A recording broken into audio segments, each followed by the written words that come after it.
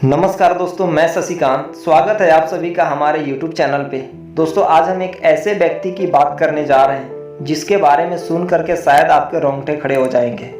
दोस्तों, अगर किसी के घर में एक बच्चे का जन्म होता है तो काफ़ी खुशी का माहौल होता है, लेकिन एक ऐसा भी परिवार है जिसके घर एक बच्चे का जन्म हुआ तो उस घर के लोगों के चेहरे पर मातम छाया हुआ था। दोस्तों, मैं बात करने वाला हूँ आंध्र प्रदेश में जन्मे एक नेत्रहीन व्यक्ति श्रीकांत बोला की। जब उनका जन्म हुआ तो जश्न की जगह मायूसी का माहौल था। पूरे गांव में खबर फैल चुकी थी कि बच्चे की आंखों की रोशनी नहीं है।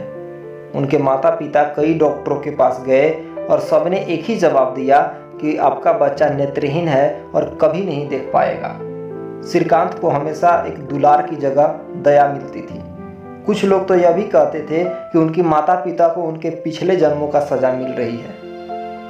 उनके माता पिता एक किसान थे, इसलिए श्रीकांत बोला को कभी खेत में भी ले जाया करते थे। जब उनके माता पिता को एहसास हुआ कि बच्चे को पढ़ाना चाहिए, तब उन्होंने श्रीकांत का नामांकन गांव के स्कूल में कराया, जो कि उनके घर से 5 किलोमीटर की दूरी पर था और जहां पे उनके माता पिता ले जाने और लाने का भी काम करते थे। स्कूल में सभी बच्चे उनसे दूर रहते थे और न ही उनके साथ कोई खेलना पसंद करता था। टीचर को भी उनसे कोई मतलब नहीं होता था।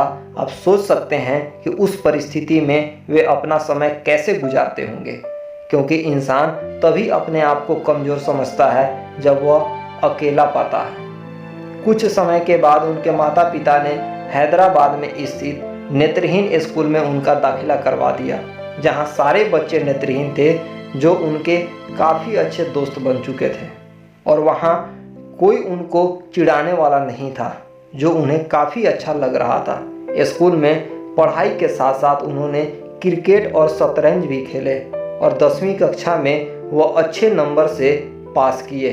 इसके साथ साथ उन्हें राष्ट्रपति APJ अब्दुल कलाम के लीड इंडिया प्रोडक्ट से जुड़ने का भी मौका मिला। अंधे होने के कारण श्रीकांत को 11वीं में विज्ञान विषय नहीं मिल पा रहा था। उन्हें विज्ञान पढ़ने का बहुत शौक था, इसलिए वह इस मुद्दे पर 6 महीने कानूनी लड़ाई भी लड़े और अंत में उन्हें दाखिला मिला और अच्छे नंबर से पास भी हुए। आगे वह इंजीनियरिंग करना चाहते थे, लेकिन उन्हें भारत देश में दाखिला नहीं मिला तो वह अमेरिका से अपना पढ़ाई पूरी की, जहाँ पे अमेरिकी कंपनी ने उन्हें जॉब का भी ऑफर दिया, लेकिन वह स्वीकार नहीं किए और अपने देश लौट आए। वह दूसरे कंपनी में नौकरी नहीं करना चाहते थे, वह खुद की कंपनी खोलना चाहते थे, लेकिन उनके घर वाले को यह स्वीकार नहीं था।